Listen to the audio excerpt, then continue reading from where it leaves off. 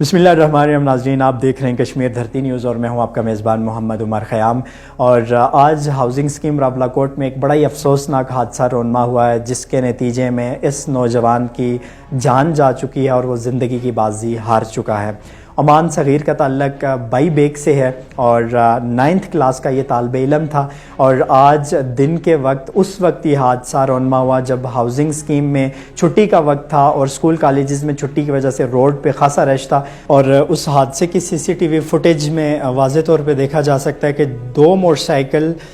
ایک ہی روڈ سے اسٹریٹ آ رہے تھے، جبکہ یہ رکشہ جو ہے اس وقت وہاں سے مڑنے کی کوشش کر رہا ہے یا روڈ کے ایک دم سے سینٹر میں آیا اور وہ دونوں موٹر سائیکل آپس میں ٹکرا گئے. اور ایک نوجوان جو موٹر سائیکل ڈرائیو کر رہا تھا اس کے بارے میں بھی بتایا جاتا ہے کہ اس کا بازو اور اس کی ٹانگ فریکچر ہو چکی ہے، جس کو علاج کے لیے ایبٹ آباد منتقل کر دیا گیا. جبکہ یہ بچہ CMS راولاکوٹ میں لایا گیا. اس کے ہیڈ میں بہت شدید قسم کی چوٹ آئی تھی، جس کو یہاں سے فوری طور پہ راولپنڈی ریفر کیا گیا. اور اب سے کچھ دیر پہلے یعنی 6:52 پہ اس بچے کی ڈیتھ ہو چکی ہے. اور 9th کلاس کا یہ طالب علم تھا اور بتایا جاتا ہے کہ یہ اس قدر ذہین طالب علم تھا کہ جس کی کوئی مثال نہیں دی جا سکتی. اور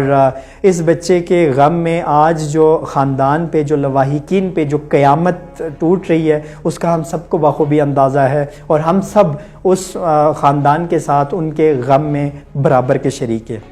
اسی کے ساتھ ساتھ ایک اور پوائنٹ کا جو میں ذکر کرتا چلوں وہ یہ ہے کہ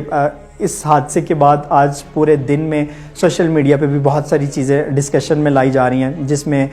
پارکنگ سے لے کے بہت سارے ایشوز کو ڈسکس کیا جا رہا ہے. میں سمجھتا ہوں کہ یہ اچھی بات ہے، ہم سب کو اس طرف اب سوچنا چاہیے کہ کیا چیز کیسے ہونی چاہیے. لیکن یہاں پہ ایک سوال میرا یہ بنتا ہے کہ 15 چوک سے لے کے اگر آپ جائزہ لیں ٹورزم ہوٹل چوک تک کا، تو جہاں پہ جتنے بھی کمرشل پلازے بنے ہوئے ہیں کسی کی بھی کوئی پارکنگ نہیں ہے. میں سمجھتا ہوں کہ جب یہ پلازے بنے تھے تو تب متعلقہ ادارے نے کسی نے نقشہ پاس کیا ہوگا اس بلڈنگ کا، کوئی میپ ہوا ہوگا جس پہ سگنیچر کے بعد اس کے لوازمات کی تکمیل کو دیکھنے کے بعد پھر یہ نقشہ پاس کر کے اس کو یہ الاؤ کیا ہوگا کہ آپ اپنا پلازہ تعمیر کر سکتے ہیں. اگر اس دور میں یہ چیزیں پاسبل نہیں بھی تھی، آج سے 10 سے 15 سال پہلے اگر کسی نے یہ چیزیں نوٹس میں نہیں لائی تھیں کہ اس طرح سے رش نہیں ہے اور پارکنگ کی کوئی ضرورت نہیں ہے، تو میں سمجھتا ہوں کہ سب سے پہلے وہ ادارے اس چیز کے ذمہ دار ہیں کہ جو ان بلڈنگز کے نقشہ جات کو پاس کرتے ہیں، ان بلڈنگز کی جو لوازمات ہیں ان کی تکمیل کے بعد اس پہ سگنیچر کر کے انہیں اجازت دیتے ہیں کہ آپ اپنا پلازہ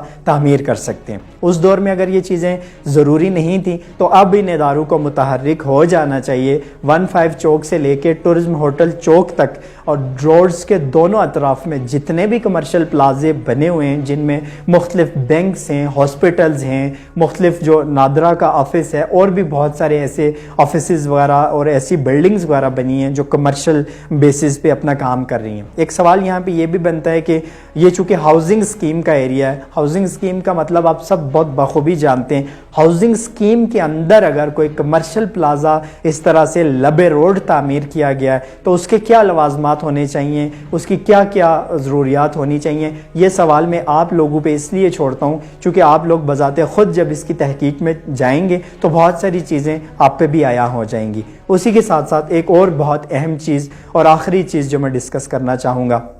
وہ یہ ہے کہ آج اس بچے کی ڈیتھ ہوئی ہے جو کہ ایک بہت بڑا سانحہ ہے، اور خاص کر اس خاندان کے لیے، اس فیملی کے لیے کہ جن کا اتنا ہونہار نوجوان اس دنیا سے چلا گیا. یہ یہاں پہ قابل غور بات ہے کہ جب بھی جتنے بھی ہمارے اسکول کالجز یونیورسٹیز میں جانے والے ہمارے نوجوان ہیں، ہمارے اسٹوڈنٹس طالب علم ہیں، یا جو بھی جتنے بھی مختلف کالجز یونیورسٹیز میں پڑھتے ہیں، ان کے لیے میں خصوصاً اس بات کا اس لیے ذکر کروں گا کہ جب بھی وہ بائک لے کے نکلتے ہیں تو کسی طرح کا کوئی ہیلمٹ نہیں پہنتے، کسی طرح کے اپنے لیگل جو ڈاکیومنٹس ہیں وہ اپنے پاس نہیں رکھتے. اور کتنی دفعہ میں نے بغور خود یہ مشاہدہ کیا ہے کہ خاص کر 15 سے لے کے یہ ٹورزم ہوٹل چوک تک کا یہ جو ڈسٹینس ہے، یہ جو سڑک ہے، یہ اس قدر سموتھ اور ہموار ہے کہ یہاں پہ کئی نوجوانوں کو میں نے ون ویلنگ کرتے ہوئے خود دیکھا، اور اس روڈ پہ اس طرح کے حادثات رونما ہونا ایک معمول بن چکا ہے۔ اور پچھلے دنوں ٹریفک پولیس کی جانب سے 15 چوک میں ایک کارروائی کی گئی، جس کے دوران چھٹی کے اوقات میں اسکول کالجز کے جتنے بھی اسٹوڈنٹس تھے جنہوں نے ہیلمٹ نہیں پہن رکھا تھا ان کو روکا گیا، ان کے بائک ضبط کیے گئے۔ میں اس کارروائی کا خود میں حصہ تھا، وہاں پہ میں نے یہ چیز بہت ڈیپلی نوٹس میں لائی۔ جتنے بھی اسٹوڈنٹس تھے جن کے بائک وغیرہ وہاں پہ روکے جاتے،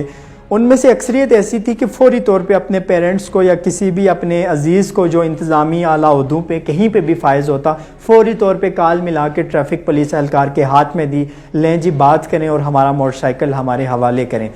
کتنے ایسے کیسز میرے سامنے وہاں پہ میرے کھڑے وہاں پہ آئے۔ وہاں پہ جو ٹریفک آفیسر تھے انہوں نے سوال اٹھایا کہ اب آپ بتائیں کہ ہم یہ چیز کیسے ممکن بنائیں کہ جب ایک بچہ اپنے کسی بڑے سے کسی آفیسر سے وہاں کا ریفرنس استعمال کر کے ہم پہ پریشر ڈال رہا ہے کہ ہمارا بائک یا ان کا بائک چھوڑ دیں، تب یہ کیسے ممکن ہوگا کہ ٹریفک قوانین کی عملداری وہ 100% ممکن بنائی جا سکے۔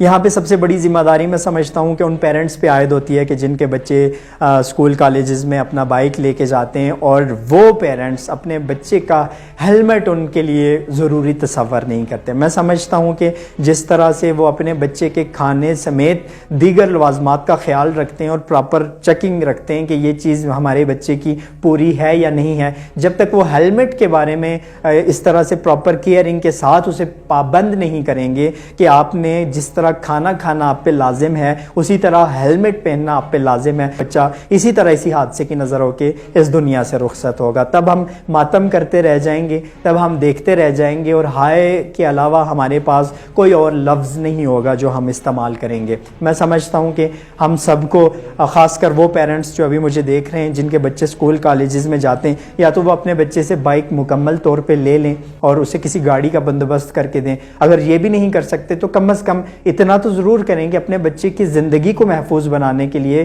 اس کے لیے ہیلمٹ کا استعمال اس قدر لازم کر دیں، جیسے اس کے لیے سانس لینا ضروری ہے ویسے ہی ہیلمٹ کا استعمال جب تک وہ اس پہ لازم نہیں کریں گے تب تک ایسے ہی حادثات رونما ہوتے رہیں گے، اور تب تک ایسی ہی قیمتی جانیں اس دنیا سے جاتی رہیں گی اور ہم بیٹھے دیکھتے رہیں گے، کچھ نہیں کر سکتے۔ اس لیے میری اب تمام لوگوں سے گزارش ہے کہ خدا را اپنے بچوں کو ہیلمٹ کا استعمال لازم کروائیں تاکہ ان کی زندگیاں محفوظ ہو سکیں اور اس طرح کے حادثات کی روک تھام ممکن ہو سکے۔ اور خدا را جب بھی آپ کے بچے کو اس طرح کی کارروائی پہ ہیلمٹ نہ پہننے پہ اس کو روکا جاتا ہے، اس کو فائن کیا جاتا ہے، تو آپ بھی اس بچے کو مزید سختی کریں گے، یہ آپ کا فالٹ تھا، یہ آپ کا قصور تھا، اگر آپ یہ پہنتے تو آپ کی اپنی زندگی محفوظ ہونی تھی، آپ کی اپنی جان بچنی تھی۔ اسی پیغام کے ساتھ آپ کا میزبان عمر خیام آپ سے اجازت چاہے گا۔